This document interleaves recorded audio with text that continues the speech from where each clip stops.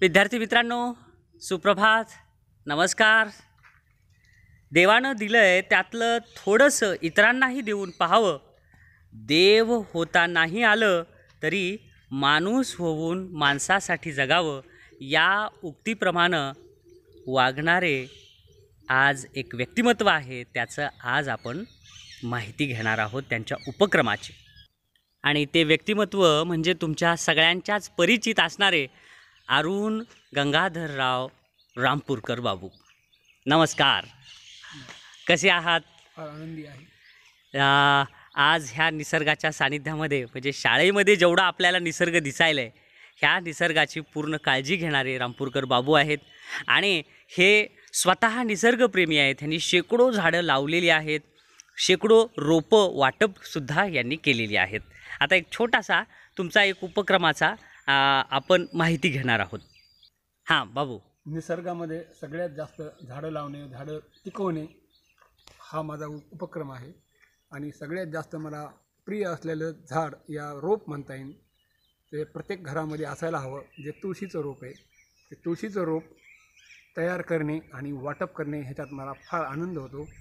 आपण आपल्या घरी एक रोप लावू तुळशीचं, या 2 लावू, या 5 लावू, पण आपण तयार केलेली, मी उन्हाळ्यामध्ये उपक्रम तयार करतो आणि उन्हाळ्यामध्ये 1 नाही 2 नाही तर 2000 रोपं तयार करून ते सर्वांना वाटप करायचे. कोणी 2 मागितले त्यांना 4 द्यायचे, कोणी 5 मागितले त्यांना 10 द्यायचे रोपं तयार करून. आणि असा हा माझा उपक्रम आहे. हे तर 4 वर्षापासून चालत आला आहे. आजही माझ्याकडे तुळशीचे रोपं भरपूर प्रमाणात घरी आहेत. आणि मार्च, एप्रिल आणि मे या 3च महिन्यामध्ये तुळशीचे रोपं तयार होतात आणि ते वाटपही त्याच काळात करतो. आणि इतर काळामध्ये मग ते रोपं तयार होतही नाही आणि वाटपही करत नाही. खूप छान, खूप छान बाबू. या कोरोनाच्या काळामध्ये सगळ्यांना एका गोष्टीचीच कमतरता भासत होती, ते म्हणजे ऑक्सिजन. आणि तुळशीचं रोप हे असं आहे की ते सगळ्यात जास्त ऑक्सिजनचे पुरवठा करते. आणि तुम्ही हजारो रोप याचं वाटप करतात, त्याच्याबद्दल तुमचं पहिलं खूप अभिनंदन. धन्यवाद. आता आपण पाहूया तुमचं काही नोटा, नाणी तुम्ही विद्यार्थ्यांसाठी जतन करून ठेवलेले आहेत. मग आज आपण आता मुद्दाम इथं आलेलो आहोत की त्या नोटा, नाणी तुम्ही विद्यार्थ्यांना दाखवा. धन्यवाद सर. तर या विद्यार्थ्यांनो, आपण आता त्या नाणी आणि नोटाची ओळख करून घ्यावं. विद्यार्थी मित्रांनो, हे 1 पैशाचं नाणं आहे आणि इसवी सन कधीचं आहे? 1971. त्याची मागील बाजू पण बघा, पुढील बाजू. हां, दोन्ही बाजू पाहिलात. आता पुढचं नाणं पहा. हे आहे, सांगा. हे पण आहे 1 पैशाचं नाणं. हां. आणि हे आहे 1962. हां. या 1 पैशाच्या नाण्यानंतर ओळखा बरं हे कोणतं नाणं असेल? हे नाणे आहे 2 पैशाचे आणि त्याचं इसवी सन आहे 1961. हे सुद्धा 2 पैशाचंच नाणं आहे बरं का. हे 3 पैशाचे नाणे आहे 1966 इसवी सनामधलं. विद्यार्थी मित्रांनो, हे 10 पैशाचं नाणं आहे 1963 मधलं. हे सुद्धा 1966 मधील 10 पैशाचं नाणं आहे. आता पहा, हे 1987चं 20 पैशाचं नाणं. यापुढील हे नाणं आहे पंडित जवाहरलाल नेहरू यांची प्रतिमा असलेलं 5 रुपयाचं नाणं 1989 मधलं. आता या नाण्यानंतर आपण पाहत आहोत स्वातंत्र्याच्या अगोदरचं नाणं जॉर्ज व्हिकिंग यांचं छायाचित्र असलेलं 1918चं आणि लिहिलं त्याच्यावर 1 क्वार्टर, म्हणजे हे 4 आणा. अगदी तसेच 1935 आणि 1940चे हे नाणे आहेत. हेही स्वातंत्र्याच्या अगोदरचं आहे. 1911चं 1 आणा. हे पहा, अतिशय दुर्मिळ असं हे नाणं आहे. बघा हे छायाचित्र. ईस्ट इंडिया कंपनीचं हे नाणं आहे 1835 मधील हाफ आणा. म्हणजे हे हाफ आणा म्हणजे 50 पैसे. 4 आना म्हणजे 25 पैसे आणि हाफ आना म्हणजे हे काय झालं 50 पैसे. हे एक नाणं आहे. आता त्याच्यावर उर्दू लिपीतून लिहिल्यामुळं तुम्हीच सांगा बरं, तुम्हाला काही लक्षात येतंय का हे नाणं कुठलं आहे ते?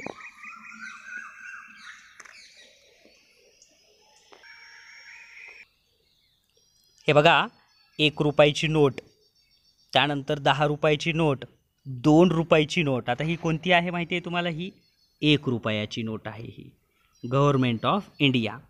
त्यानंतर ही पण 1 रुपयाची नोट आहे, ही 2 रुपयाची नोट आहे. तदनंतर हे बघा, ही आहे 10 रुपयाची नोट आणि ही तुम्ही पाहत आहात 100 रुपयाची नोट. या प्रत्येक नोटाचा मागील भाग हे असा दिसतो.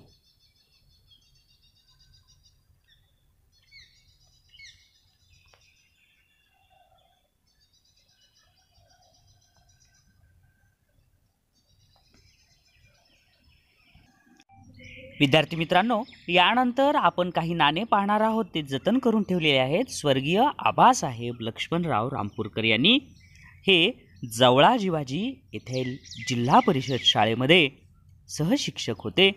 त्यांनी खूप मेहनतीनं काही नाणे जमवलेली आहेत, ती पाहूया. प्रत्येक नाणं आहे आणि त्याच्या खाली त्याची माहितीही लिहिलेली आहे बरं का. ही पहा, हे नाणं कोणतं आहे तर 25वी स्वातंत्र्य जयंती 10 रुपयाचं नाणं 1947 ते 1972च्या दरम्यानचं. त्याच्या दोन्ही भाग पहा.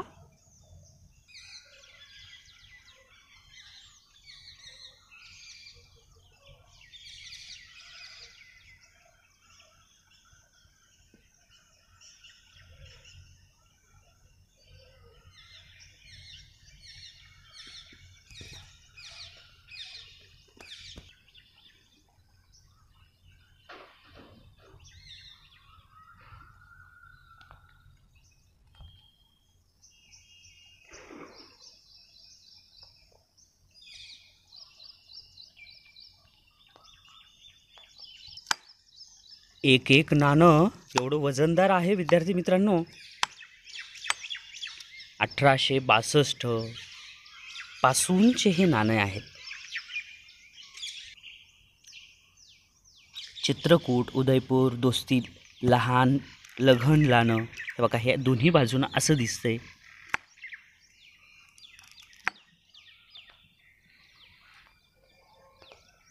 पंडित जवाहरलाल नेहरू यांचं समोर प्रतिमा असलेलं 1889 ते 1964 1 रुपयाचं नाणं.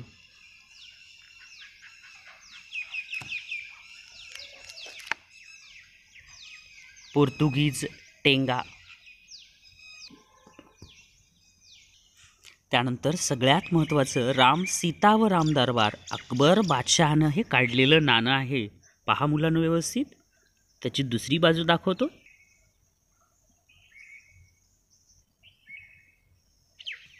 सहावा राजा जॉर्ज 1 रुपयाचं 1943चं.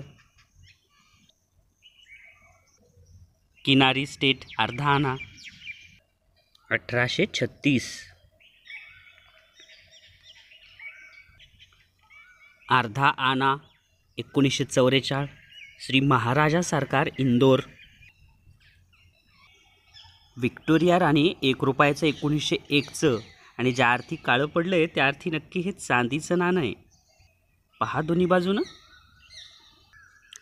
हे पहा 2 पैसे श्री सयाजीराव महाराज गायकवाड सेना खास शमशेर बहादर 1948चं. पहा मागील बाजू अशी. हे भारतातलंच जॉर्ज विकिंग एम्परर 6वा राजाचं 1 रुपयाचं 1947चं. दोन्ही बाजू पहा. ईस्ट इंडिया कंपनीचं अर्धा आना. ईस्ट इंडिया कंपनीचा लोगो. हे आताच्या काळातलं 2008 ते 2009च्या दरम्यान होमी बाबा शताब्दी वर्ष 10 रुपयाचं कॉईन. हा एक नाण्यांचा संग्रह तुमच्यासाठी आहे. तुम्ही व्यवस्थित पहा विद्यार्थी मित्रांनो, वाचा.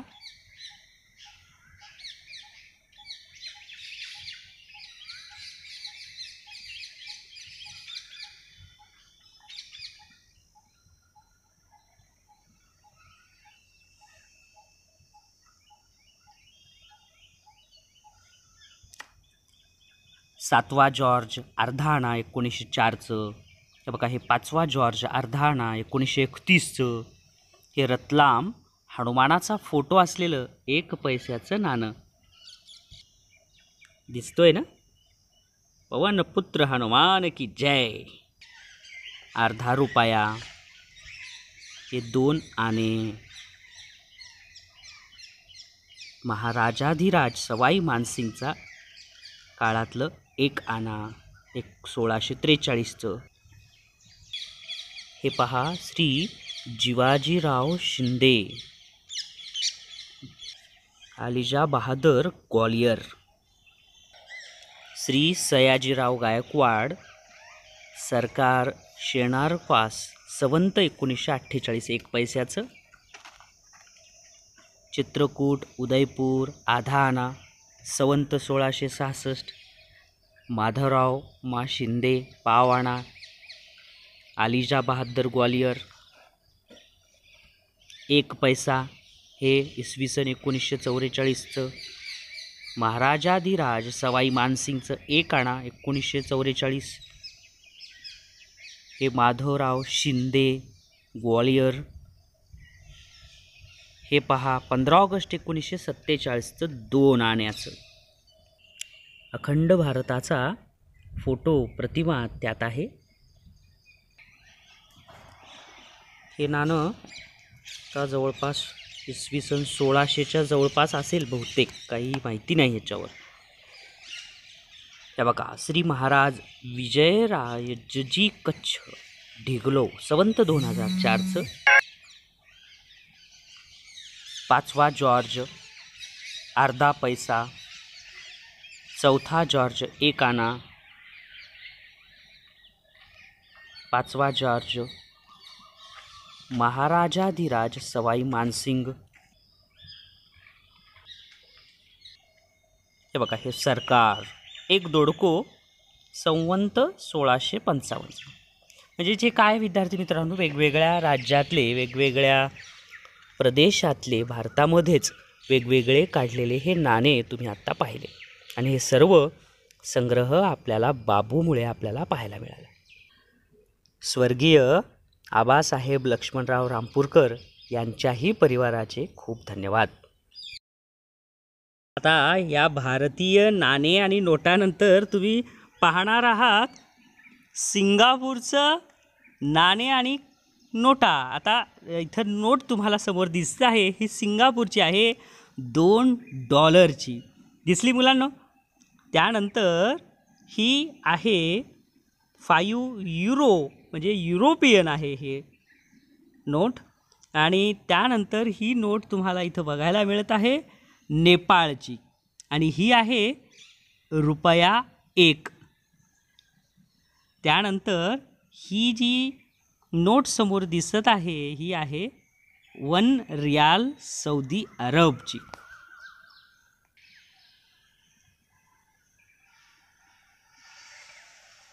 या अशा पद्धतीनं ह्या नोटा परदेशी चलनसुद्धा तुम्ही पाहत आहात.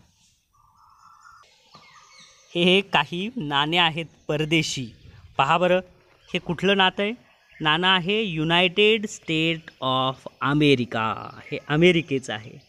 त्यानंतर हे बघा हे आहे कॅनडा 1999चं 5 सेंट्स लिहिलेलं आहे. आणि हे पण कॅनडाचंच आहे 25 सेंट्स असं लिहिलेलं आहे. आणि हे एक नाणं आहे 20th पेनिस असं तिथं लिहिलेलं आहे 1988चं. असे हे सुंदर सुंदर नाणे आहेत. ह्या सगळ्याचा संग्रह करणं जतन करून ठेवणं ह्यासाठी खूप परिश्रम घ्यावे लागतात आणि काळजीही घ्यावी लागते. आणि हे फक्त बाबूंनी तुमच्यासाठी केलं आहे बरं का. बाबू तुमचं खूप खूप अभिनंदन. खरंच तुमचं हे जे काही तुमची आवड आहे ही खूप छान आहे. आणखीन एक तुमचं 25 वर्षापासून तुम्ही महालक्ष्मीचा देखावाही खूप छान तुम्ही तयार करतात. त्याच्याबद्दलही तुमचं खूप अभिनंदन. आणि जवळपास ते खरं 25 वर्षापासून तुम्ही करतात. हो सर 25 वर्षापासून करतो. अरे वा. आणि दरवर्षी वेगवेगळ्या दृश्य असतं, वेगवेगळा देखावा असतो आणि त्या देखावातून काहीतरी एक संदेश द्यायचा असतो. एका उदाहरण घेतलं तर मी एक गड संवर्धन आणि गड जतन झाले पाहिजे. अच्छा. गडावरील सुविधा उपलब्ध झाल्या पाहिजेत. हां. गडावरील नद्यावर डॅम बांधल्या गेले पाहिजे, जेणेकरून सर्व शेतकऱ्यांना मोफत पाणी भेटेल सर्व शेतकऱ्यांना. आणि शेतकऱ्यांनी आपल्या शेतामध्ये जेव्हा पाणी उपलब्ध होतं तेव्हा सगळ्या शेताला तर पाणी उपलब्ध होतंच, पण त्या शेतामध्ये छोटेखानी तळे केले पाहिजेत. त्यांनी मत्स्यपालन केलं पाहिजे, पशुपालन केलं पाहिजे. त्याच्यावर संदेश असतो. गड जतन आणि गड संवर्धन झाले पाहिजे. गडावर स्वच्छता असली पाहिजे आणि सर्वात महत्त्वाचं गड हा पवित्र असला पाहिजे. अशा ह्याच्यावर पण 8x8च्या जागेमध्ये जागा एक जागा दृश्य. किती बाय किती जागा म्हणले? 8x8च्या जागेमध्ये फक्त एक गड जतन आणि गड संवर्धन कसे झाले पाहिजे ह्याच्यावरून मी ते दाखवलेलं आहे. अच्छा. खूप छान. गडावर नदीवर डॅम बांधले गेले पाहिजेत. गडावरील सुविधा उपलब्ध झाल्या पाहिजेत. गडावर रोपेची सुविधा उपलब्ध झाल्या पाहिजे, जेणेकरून वयस्कर माणसं आणि बालकांना या गडावरून त्या गडावर जाण्याची सुविधा झाली पाहिजे. असं एक 10 वर्षापूर्वी ते तयार केलं होतं. मग हे सगळं तुम्ही इतकं म्हणजे समाजकार्य करतात, एवढं सेवा करतात, हे तुमचं प्रेरणास्थान कोण आहे? प्रेरणास्थान हे माझी शाळा आहे. शाळेतील माझे शिक्षक आहेत आणि त्या शिक्षकांनी मला काही वाचायला पुस्तकं दिलीत. त्या पुस्तकातून मला ही प्रेरणा मिळते. आणि जेव्हा जेव्हा माझ्याकडे पालकवर्ग, महिला, मुलं, शिक्षक, प्राध्यापक, जे ऑफिसर असतात, पोलीस स्टेशनमधले असो या तहसीलमधले असो, जेव्हा ते माझ्याकडे पाहायला येतात तर 4 वाजल्यापासून रात्री 1 वाजेपर्यंत फार रीग असते.